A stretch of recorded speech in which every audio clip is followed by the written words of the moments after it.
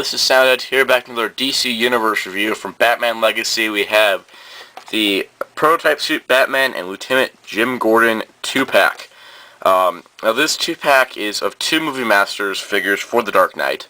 That being the prototype suit Batman, aka Survival Suit Bruce Wayne. This figure was originally released on Matty Collector and then later at Toys R Us. And then we have the all-new Lieutenant Jim Gordon figure, who looks very, very cool. Now these are my first Batman Movie Masters. I do have some of the Green Lantern Movie Masters, but I have not gotten any of the Batman ones yet. I do plan on getting them all eventually. So, I saw this 2-pack at a comic store, a little bit overpriced, but then I saw it at Toys R Us, and I just had to get it. I mean, this is a really cool 2-pack for the fact that you do get Jim Gordon. Plus, since I don't have this figure, that makes it even better.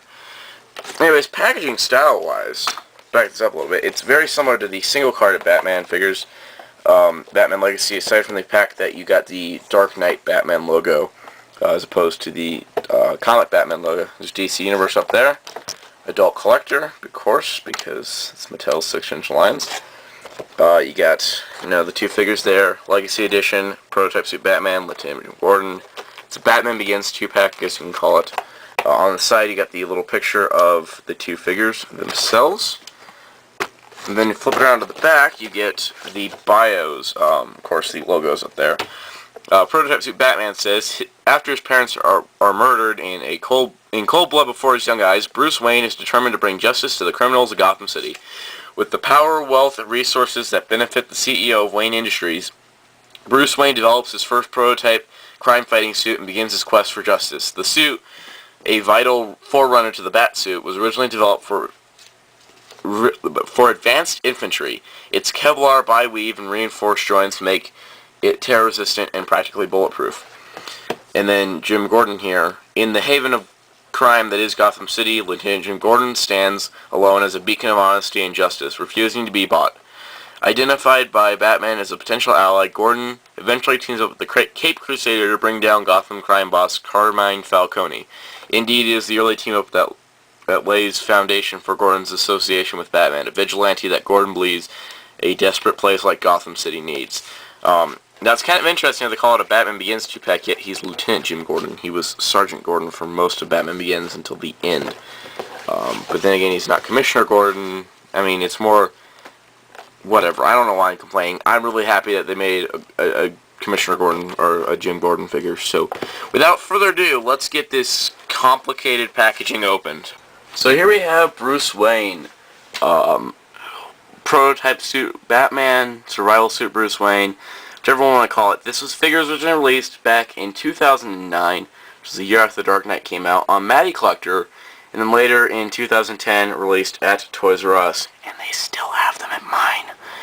Anyways, yeah, I was gonna pick up the figure probably, and then they announced this 2-pack. I'm like, alright, I'm all set. And the next two 2-packs that are coming out have more re-released figures, so I can get those as opposed to having to go back and getting them. Anyways, the figure itself is designed after the suit that Bruce Wayne had for a very short time in the Batman Begins. But as you can see, it recreates the detail pretty well. It looks like the suit. There's some it's like a dark gray, and that's a black. It does have some slight inconsistencies, but it overall looks really, really good. I'm not going to go too much into detail here, because most of you have probably seen reviews of this already. But, yeah, there's it. The face sculpt does look like Christian Bale. So props to Mattel. They did a pretty good job. You can see Christian Bale's face in there. So, he is a little short, compared to, say, like, DC Universe Classics Batman. If I had him standing straight up, I'd show you. Yeah, he's about half-inch taller than DC Universe Batman. Which to some is a slight problem, but to me, it doesn't really matter. The other Movie Masters line I'm collecting, I can compare it to that if Batman would stand here. Here is Green Lantern Hal Jordan, which you can see. They are the same height, so they are in scale with each other. It's just the Green Lantern Movie Masters do not have the same quality as the Dark Knight Movie Masters. Not quite sure about Ghostbusters Movie Masters since I don't collect them, but the Green Lantern ones aren't as good as the Dark Knight ones. So that's kind of interesting, especially when you consider that Hal has tiny feet. Anyways, articulation-wise, this guy's got a lot of the same articulation as DC Universe. Ball joint neck, outward shoulder movement, rotation at the bicep, elbows, wrists, which do get stuck a little bit. Be careful, these things might be bent in package. Ab crunch, waist, a little restricted by the harness, outward leg movement forward and back. It's just rubber piece and it's not connected, so that's how it can move. Rotation, knees, and ankles. So that is his... So pretty good articulation. You can pose him pretty well. I don't really know how you'd pose this guy, because he didn't really do anything significant. Now, originally he did come with crime scene evidence, which was his mask that he had. And then there was another version that came with the mask that could actually fit on his head. The 2-pack version ditched the crime scene evidence in favor of having this mask. And you can pull it over Bruce Wayne's face, but what it does is it makes him look very goofy. It doesn't look very realistic. But if I could adjust it just right. If I could adjust it just right. Which I'm not doing at all. It looks okay. It's not...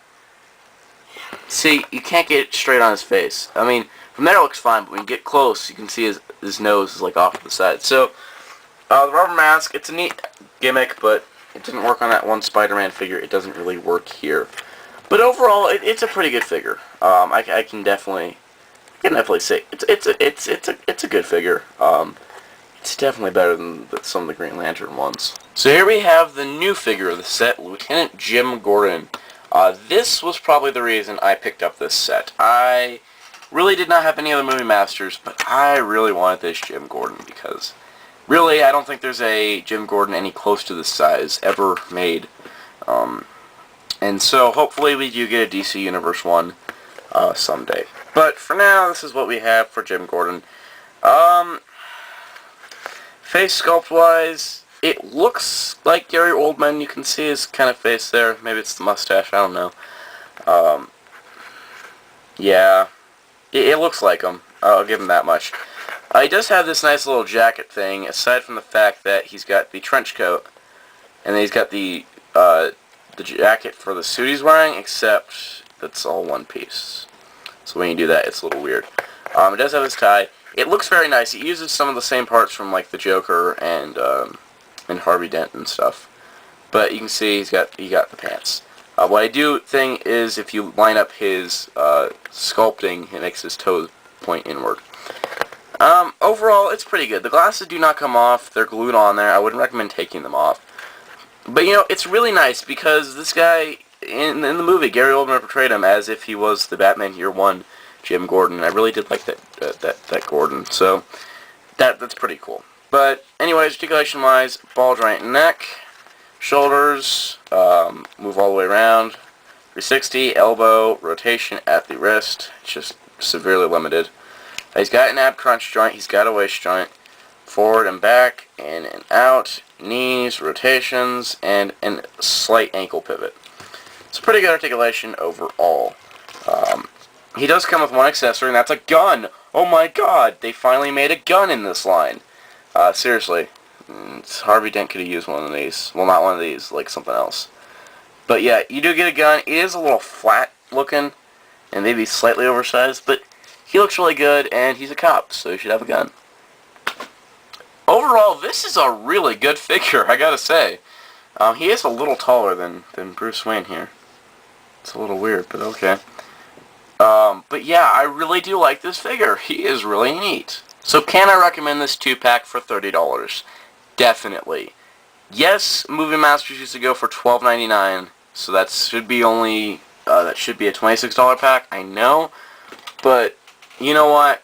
It's modern times. This is the new pricing for things, and it could have just been 2 re-releases. It could have been like a Batman and a Scarecrow, but it wasn't. It was a re-release and a new figure. It's how they keep into their budgets of, I mean, at least it's not, well, at least it's for people that didn't get the original movie mask, just like me, have a less of a time catching up. But I know it is annoying for people that already have Survival Suit Bruce Wayne and need another one now because they want to get Jim Gordon. I understand that it's very annoying, but Mattel has some reason, I'm pretty sure. I think it's because these two characters kind of fit together because they were in the same scene in Batman Begins. So I guess it's the way it works. I don't really know, though. What I do know is that I'm really happy to have these two figures, especially the Jim Gordon. He is really cool. And I can definitely recommend this 2-pack for you movie master collectors out there, or anyone that's really been wanting a Jim Gordon figure. This is a great one. But anyways, stay tuned for the next Batman Legacy 2-pack as part of Wave 2 2-packs, which will be, spoilers, Dark Knight Batman and Joker, and the Joker as a police honor guardsman. So stay tuned for that. I will probably find it at retail, just like I found this pack, hopefully, and we shall see. So stay tuned for that later in the year. But overall, definitely recommended. Be sure to check out Writer Transition Rambles for geek news, token news, comic news, and more. And until next time, saying goodbye.